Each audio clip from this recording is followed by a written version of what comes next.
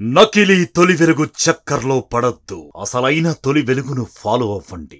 Perception ఏమున్నది? ఇప్పుడు perception ఏంటంటే నామనాగేశ్వరరావు గారు ఒక మంచి అభ్యర్థి, బీఆర్ఎస్ పార్టీకి ఒక బలమైన అభ్యర్థి అనేది ఒక పర్సెప్షన్, ప్రజల్లో ఉన్న పర్సెప్షన్. వాళ్ళు ఇంతవరకు అభ్యర్థిని డిసైడ్ చేయలే. 3 వారాలు ఎలక్షన్ పడిపోయింది, అభ్యర్థిని డిసైడ్ చేయలేకపోయారు. అభ్యర్థిని డిసైడ్ చేయడానికి వాళ్ళకున్న ప్రధానమైన కారణం ఏంటంటే ఏ కుటుంబ సభ్యుడిని, ఏ కుటుంబంలోని సభ్యుడిని ఏ మంత్రి గారి కుటుంబ సభ్యుడికి ఇవ్వాలి అనే దాంట్లో కాంగ్రెస్ పార్టీ అవుచులో చిక్కుపోయింది. నిన్నటి వరకు వీళ్ళందరూ కూడా కుటుంబ పాలన గురించి మాట్లాడిన వాళ్ళే. కుటుంబం అన్నారు, కుటుంబ పరిపాలన అన్నారు. ఇప్పుడున్న మంత్రులందరూ కూడా కేసీఆర్ గారి కుటుంబాన్ని కుటుంబ పరిపాలన అని చెప్పి తొలనాడారు. ఆ కుటుంబ సభ్యులందరూ కూడా ఉద్యమంలో పాల్గొన్న వాళ్ళే. తెలంగాణ ఉద్యమంలో ఎగిసినప్పుడు హరీష్ రావు గారు పాల్గొన్నాడు. కేసీఆర్ గారితో పాటుగా హరీష్ రావు గారు ముందు నుంచి ఉన్నాడు. ఆయనేమో అల్లుడని ఆయనకు ఒక ఆట కడితే, మరి కేటీఆర్ గారు 2005లో ఆయన మరి హైదరాబాద్ వచ్చి ఆయనకున్న మంచి బ్రహ్మాండమైన ఉద్యోగం, ఆ రోజు $2 లక్షల మరి జీతం వస్తూ ఉండే, అమెరికాలో వదిలేసి వచ్చిండు. లేదా కవితమ్మ కానీ వీళ్ళందరూ కూడా ఉద్యమంలో పాల్గొని దాదాపు 2005 నుంచి పాల్గొని 2009లో, అంతకుముందు అయితే హరీష్ రావు గారు అయితే ఆయన సిద్దిపేటకి గెలుచుకుంటూ వచ్చిండు కూడా ఎమ్మెల్యేగా. మరి కేటీఆర్ గారు 2009లో ఎన్నికల్లో తెలంగాణ రాకముందే ఉద్యమంలో చురుగ్గా పాల్గొన్నప్పుడే మరి సిరిసిల్ల నుంచి పోటీ చేసి ఎన్నికైండు. మళ్ళీ బై ఎలక్షన్స్ వస్తే మరి బై ఎలక్షన్స్లో ఆ రోజున పదవుల్ని త్యాగం చేసినప్పుడు మళ్ళీ తిరిగి పోటీ చేసి మళ్ళీ బ్రహ్మాండమైన మెజార్టీతో ఆయన గెలిచిండు. మళ్ళీ 2014లో గెలిచిండు, 2018లో గెలిచిండు, మళ్ళీ 2023లో కూడా గెలిచిండు. 5 సార్లు గెలిచిన ప్రజలు 5 సార్లు కేటీఆర్ని గెలిపించారు. ఓన్లీ కుటుంబ సభ్యుడు లేదా కేసీఆర్ కొడుకుని మాత్రమే అయితే గెలుస్తారా? హరీష్ రావు గారు 7 సార్లు గెలిచిండు. ఆయనకు వచ్చే మెజారిటీలు అద్భుతమైన మెజారిటీలు కేవలం కుటుంబ సభ్యులు అని చెప్పే గెలిచారా? లేదు కదా. వాళ్ళ యొక్క పాత్ర, తెలంగాణ ఉద్యమంలో పాత్ర, తెలంగాణ రాష్ట్రం సాధించడంలో పాత్ర, తెలంగాణ వచ్చిన తర్వాత ఈ ప్రభుత్వంలో కీలకంగా మంత్రులుగా పనిచేసి ఆ తెలంగాణ మరి అభివృద్ధిలో పాటుపడిన పాత్ర ఉంది. మరి ఇవాళ వస్తున్న కుటుంబ సభ్యులకి, ఇవాళ మీరు తీసుకొస్తున్న అభ్యర్థులు, సరే మీరు ఎవరినైనా తెలుసుకోండి, ఏ ఇంట్లోంచి వస్తుంది కుటుంబ సభ్యులు కానీ నేను తెలుసుకొని, మీరు తెలుసుకున్నా కూడా మరి వారి పాత్ర ఏంటి, తెలంగాణ రాష్ట్రానికి వారి పాత్ర ఏంటి, లేదా తెలంగాణ మరి అభివృద్ధికి కానీ లేదా ఖమ్మం జిల్లా చరిత్రకు కానీ వారి పాత్ర ఏంటో ఒకసారి గమనించాలని చెప్పి నేను ఈ సందర్భంగా ఖమ్మం జిల్లా ప్రజలను కోరుతా ఉన్నా. మీ ముందు ఒక 20 ఏళ్ళు ఈ జిల్లాలో రాజకీయం చేసిన మరి సీనియర్ నామనాగేశ్వరరావు గారు, వారు 10 సంవత్సరాలు మరి పార్లమెంటుకు పనిచేసిన వ్యక్తి.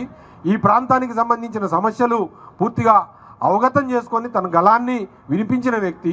తెలంగాణ బిల్లు కోసం కానివ్వండి, లేదా ఈ 5 సంవత్సరాల్లో బీఆర్ఎస్ పార్టీ చేపట్టిన ఏ కార్యక్రమంలో అయినా సరే దాన్ని మరి తెలంగాణ ప్రజల యొక్క బీఆర్ఎస్ గళం, కేసీఆర్ గారి యొక్క వాదనని బలంగా పార్లమెంట్లో తీసుకుపోయిన వ్యక్తి. ఆయన మన ఉపయోగమా, లేకపోతే ఇవాళ వచ్చే కుటుంబ సభ్యులు ముఖ్యమా? ఒకసారి ఆలోచన చేయండి. ఖమ్మం జిల్లా ప్రజలు కూడా విఘ్నులు.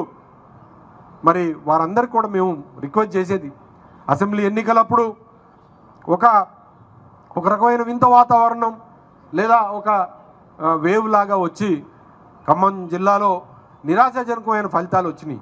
వస్తాయి ఫలితాలు అనేవి ఎప్పుడూ కూడా ఒక్కొక్కసారి నిరాశాజనకంగా ఉంటాయి. సాక్షాత్తు ఎన్టీ రామారావు గారే కల్వకుర్తిగాలో ఓడిపోయారు, ఇందిరాగాంధీ గారే ఓడిపోయారు. మన ఎమర్జెన్సీ తర్వాత చాలా పెద్ద ఎమర్జెన్సీ కన్నా ముందు బంగ్లాదేశ్తోని యుద్ధం జరిగి మనం ఆ యుద్ధంలో గెలిచిన తర్వాత సాక్షాత్తు వాజ్పేయి గారే కాళికామాత అన్నాడు పార్లమెంట్లో. దాని తర్వాత ఒక చిన్న తప్పు చేసింది, ఎమర్జెన్సీ పెట్టేటప్పటికీ ప్రజలందరూ ఆ తర్వాత వచ్చిన ఎన్నికల్లో ఘోరంగా ఆమెతో పాటుగా కాంగ్రెస్ పార్టీని కూడా ఓడగొట్టిన పరిస్థితి. తర్వాత మళ్ళీ ఒక 2-3 సంవత్సరాల తర్వాత మళ్ళీ బ్రహ్మాండమైన మేయాటితో మళ్ళీ అప్పుడు ఆ రోజున గెలిచారు. సో అందుకని ప్రజాస్వామ్యంలో ఎన్నికలు అనేవి జరుగుతూనే ఉంటాయి, గెలుపోవటంలు అనేవి సహజం. కాబట్టి వాటిని మనం ఓటం వచ్చినప్పుడు నిరుత్సాహ చెందటం, గెలుపు వచ్చినప్పుడు పొంగిపోవటం, అధికారం వచ్చినప్పుడే కనపడటం, అధికారం లేనప్పుడు కనపడకపోవటం అనేది మనం పార్టీగా మనం కరెక్ట్ కాదు. పార్టీకి మనం న్యాయం చేయాలి అని అంటే ఇది కరెక్ట్ టైం. ఇప్పుడు మనం ఈ గులాబీ జెండా వేసుకొని కనపడాల్సిన అవసరం ఉంది. ఎవరికి భయపడాలా, దేనికి భయపడాలా? ఏం తప్పు చేసినాం? సరే 4-5 నెలలు పిట్ట ఊపుతుండొచ్చు కాక, నో ప్రాబ్లం.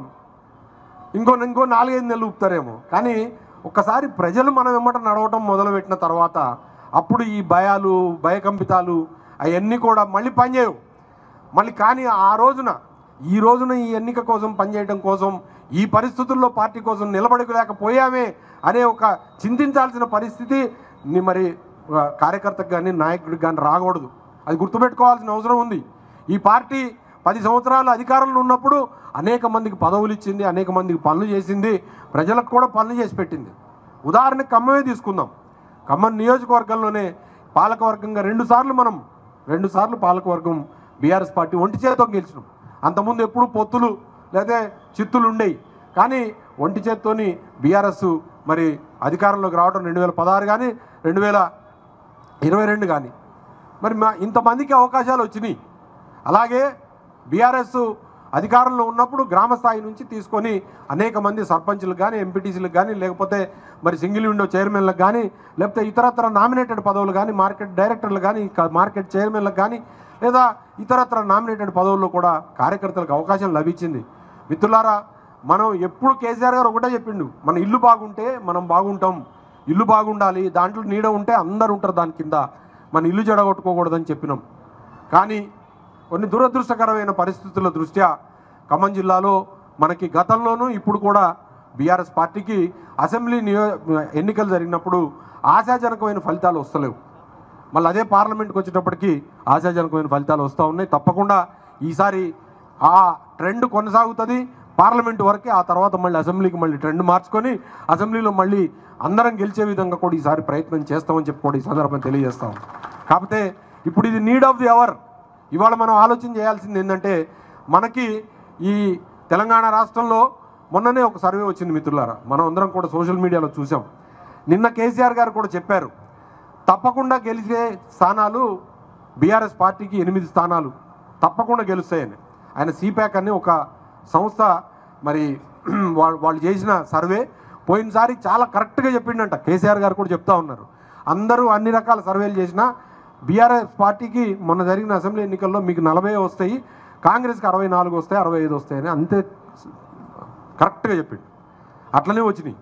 అదే సంస్థ ఇప్పుడు చెప్తా ఉన్నది 8 స్థానాలు పక్కాగా గెలిచే అవకాశం ఉంది, ఇంకొక 4 స్థానాల్లో మంచి పోటీలో ఉన్నది బీఆర్ఎస్ పార్టీ అని.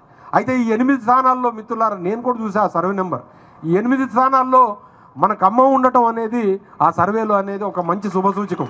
సిప్యాక్ ఇచ్చిన సర్వే మనం దాదాపు 5.75% ఇంకా పైన మన కాంగ్రెస్ కన్నా ముందున్నాం.